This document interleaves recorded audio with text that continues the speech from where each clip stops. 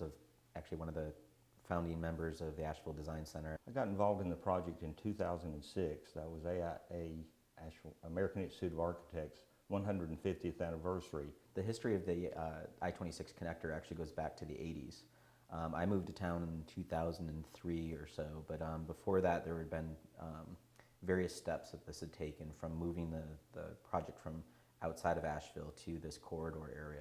What were our early interactions with North Carolina Department of Transportation? Very interesting. They were at first very apprehensive about working with us, to the point where we had them in a conference room in the basement of the Grove Arcade, and I kind of stood between them and the door and would not really let them out until I could convince them, or we could convince them, that they would work with us on this project. I was part of the whole grant writing process that kicked off the Asheville Design Center. Well, in 2006, after we had received the grant, we started a 501c3 and opened it on Patton Avenue in an office storefront. And we had a lot of our membership came from people just walking by, everything from just cartographers to just interested people. But they came in wanting to help. And we opened it actually with support from the city. The mayor actually cut the ribbon on the Asheville Design Center.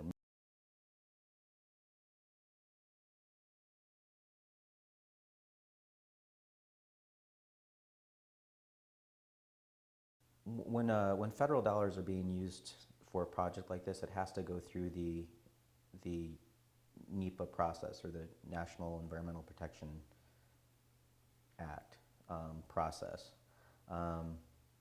And through that, you're supposed to do an impact statement. You're supposed to tell the community, here's how we're impacting or not impacting or restoring or helping your community, or just, you need to be aware of the damage that's going on here, and we're going to try to find some way to mitigate that. We had really two sets of principles. One was AIA's 10 principles for livable communities. The others were the principles created by the Community Coordinating Committee, which was a group that worked on the I26 project even before us. So you either have to try to avoid the impact, like if you're going to hit a house, we need to see alternatives to hitting that house. That's why you see the word alternative in the document. And you're supposed to have more choices. You're supposed to have as many choices as possible. And one of the things that had come up with the CCC was that Patton Avenue needed to become a boulevard and be separated. We need to separate interstate traffic from local traffic. I think everyone knows that that weave and the differential in speed creates a real problem within the city. And the idea of creating a boulevard along Patton Avenue also gave connectivity, whether it be vehicular, bicycle, or pedestrian, between downtown and West Asheville. So we were very interested in that. But there was also a signature bridge, something more aesthetically pleasing over the river rather than just a highway going across the river. A better aesthetic handling of this project because of the tourism industry here, and basically making it fit the community a little bit better. And so we worked with the city and the county. Each of them put in $35,000, I think it was, $70,000 to hire Fig Bridge and Lochner Engineering. And if you know Fig Bridge, they're a national company, but they're the ones that did the viaduct around Grandfather Mountain, which is a very sensitive bridge environmentally. So we thought they were the right people for this project, the right designers. They took it and created a design that was acceptable and did become an alternative. And actually, the Asheville Design Center and the community, we're the first community in North Carolina to ever create an alternative that has been included in the NCDOT EIS. One of the key focus areas for the Asheville Design Center was basically coming up with a drawing that showed what Patton Avenue looked like if all of that land were to come back to the tax rolls. So the CCC report was saying, the Community Coordinating Committee report was saying, let's have a local Patton Boulevard, let's have some land back adjacent to it, it'll be urban. And in terms of a livable community, you need that connectivity, and then there's also the issue of protecting some of the existing communities, trying to make a smaller footprint out of the highway. The highway, by nature, DOT, they're more suburban in design, and they think about moving a lot of cars quickly. They don't have an urban mindset of moving cars through, a community. And so that's what the principles were all about. That's what the design was all about. How could we make this tighter, more compact as an urban design, and how could we also free Patton Avenue of the interstate? And then even with that, in a public plaza, new streets, in a grid of infrastructure in there, you're looking at about $800 million worth of development. That yields over a 50-year time frame. That will yield over $111 million in city, county, and school taxes.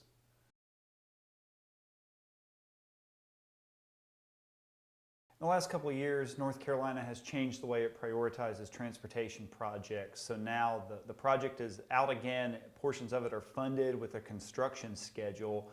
So there's an urgency right now for both the community and the state to move ahead with this in some form. Okay, and for people that aren't up to speed, what does this entail now? What are the big parts of it? We're at the stage of what's called a draft environmental impact statement. It's up to the community to read these documents and say, you either got it right, you missed something. I mean, it's our community. We know it better than they do. And in defense of DOT, this is why it's called a draft, is here's our rough draft. Did we get it? Are we close? So we're at a critical juncture where public input and public feedback is necessary. I'm Steve Rasmussen. I'm a resident of West Asheville for the last 21 years, so I'm a bit of a newcomer. It's taken off right now. It's in an economic renaissance where we've got restaurants and pubs opening up in the buildings that have been preserved along Haywood Road since the 1920s, and neighborhoods that are green and walkable. Yeah, one of the statements I've always said in working with DOTs is they're not real adept at solving urban problems with urban solutions.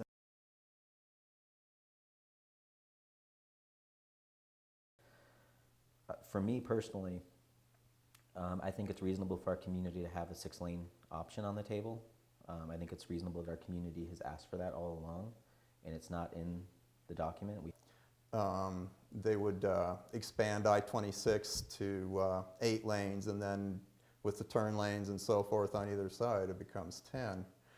It already is a bit of a division between the east and the west side of our area, but this would make it impossible to cross. Widening the road won't necessarily make less traffic or less congestion. There's something called induced demand, and when we widen roads like this, The biggest problems with proposals on the table right now, if you don't really dig deep into the EIS, and it's a difficult document to dig deeply into, 3 and 3C, they cost less, but they do a whole lot less. 3 and 3C, unlike 4 or 4B, do not solve the problems with the weaving and the differential speeds of traffic merging on 240 and Patton Avenue on the Bowen Bridge. You've got I-26 traffic dumping onto mixing into local traffic, and you have to kind of bob and weave if you're trying to cross that bridge to avoid getting hit by a truck that's trying to go north. people will live farther out, people have fewer transportation options. All in all, these plans would take 200 homes and businesses, no matter which alternatives they choose, the way they've got it currently designed. And that's something we can barely afford. So to say that you can't have that land, particularly in Asheville that's constrained from a real estate perspective, we can't annex more land. So the land that we have is our tax base. And to lose that opportunity, you lose a lot of revenue. So we will be, as a community, we will be impacted by about $111 million. They're not solving Asheville's problem, and that's a major problem. I mean, 3 and 3C only reduced traffic on the bridge by 14% 10 years after the project has been built. So they can't solve the problem. And so I don't want, just because of cost and trying to get it done quickly, I don't want us to make the mistake of building something we're going to have to come back and fix. Really impact Burton Street, which is a historic black neighborhood that's already borne the brunt of past decisions to route interstates through the poorest neighborhoods least able to fight it at that time. And plus it would, a little further north, would have a big impact on Montford as well. What's more I guess, confusing in the design that people aren't really catching is your path coming from the north, let's say Madison County, and you want to get off in West Asheville. That you would have to get off at essentially Earth Fair and go through 3 lights, crossing Patton Avenue is your 4th light, getting back onto a slip road, and then going up to Haywood. So your way to Earth Fair from, let's say, Brevard Road, you'll have to do the opposite, which you come onto this curlicue ramp and then go back up the 4 lights to get into Earth Fair.